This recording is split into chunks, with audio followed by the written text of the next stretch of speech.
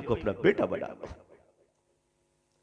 कोई बेवा औरत है, मुताल्लिका औरत है, उसकी मदद कीजिए। अगर निकाह की उम्र बाकी है तो उसकी दूसरी शादी करवाइए। यह आपकी जिम्मेदारी है। वरना याद रखिए, एक मस्जिद के अहाते में अगर कोई औरत मजबूरन अपनी आबरू का सौदा करती है तो हाजी साहब, नमाजी साहब, बचोगे नहीं आप अपने कमरे को बंद कर तस्बीह हिला के बचोगे नहीं आप। अल्लाह ताला ने कौम पर जब आजाब भेजा तो फरिश्तों ने कहा, अल्लाह इस बस्ती में एक तेरा बंदा ऐसा है जो पलक झपकने के बराबर भी तेरी नाफरमानी नहीं किया, उस आबिद का क्या करूं। अल्लाह ने फरमाया, इस अजाब के साथ उसे भी पलट दे। कहा वो मेरा आबिद है, मैं उसे कयामत के दिन दे दूंगा। लेकिन इस वक्त वो मुजरिम है कि उसने खुद तो मुझे पाया, मेरे बंदों तक मुझे नहीं पहुंचाया।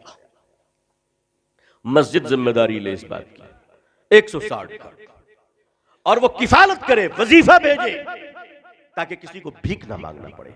हमारी कौम में एक गरीब आदमी अपनी बेटी की शादी के लिए अगर भीख मांगता है तो शर्म आनी चाहिए, हमें गैरत आनी चाहिए।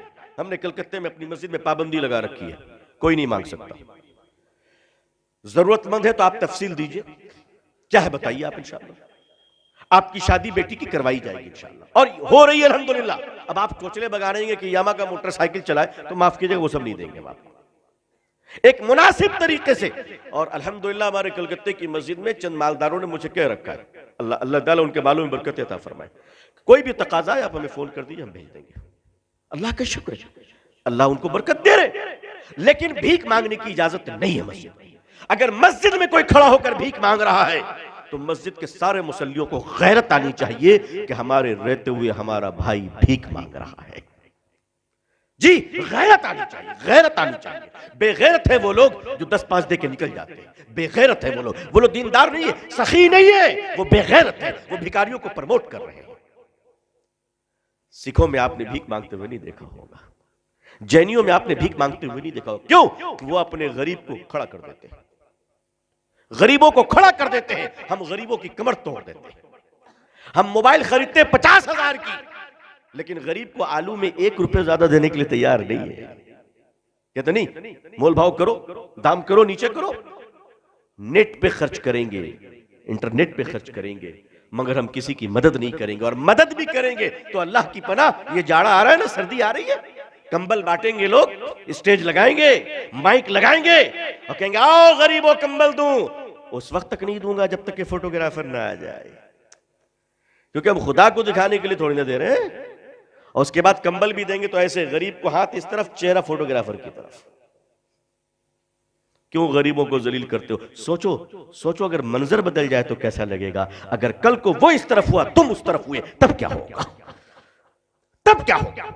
आज अल्लाह ने देने के लायक बनाया है तो चर्बी जम गई है, फोटो खिंचवा कर देते हो गरीबों को।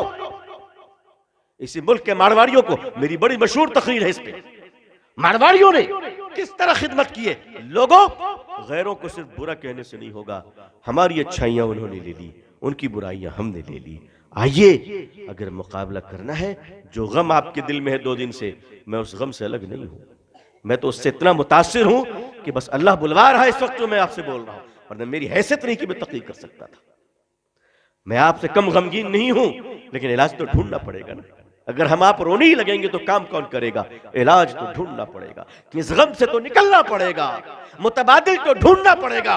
और वो मुतबादिल ये है कि मुसलमानों, जिस पार्टी में तुमको रहना है रहो, चमचागिरी बंद करो।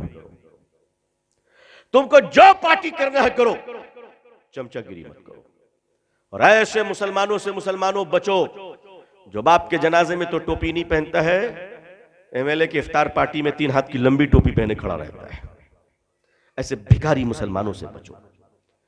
इफ्तार पार्टियों का धंधा बंद कीजिए, इसने आपको रकाबी पकड़े फकीरों में तब्दील कर दिया है। नहीं, और आप चुप रहना सीखिए, कुछ नहीं बोलना है, नो कमेंट्स। सोशल मीडिया का इस्तेमाल कम कीजिए, हो सके तो अपने घरों से टीवी को निकाल दीजिए। आप सोच रहे हैं मैं क्या कह रहा हूं। मेरे बुजुर्गों, टीवी में न्यूज देखते हो, न्यूज में सिवाय तुम्हें गाली देने के और क्या दिया जाता है? बंद करो टीवी देखना। अपने कौम को गाली सुनवाने के लिए तुम पैसे खर्च करते हो। मेरे बुजुर्गों, अपने वक्त का सही इस्तेमाल कीजिए, कोई काम नहीं तो सो जाइए, कुरान पढ़िए, अल्लाह अल्लाह कीजिए, इस्तग़फ़ार पढ़िए, ताकि आंख बंद होने के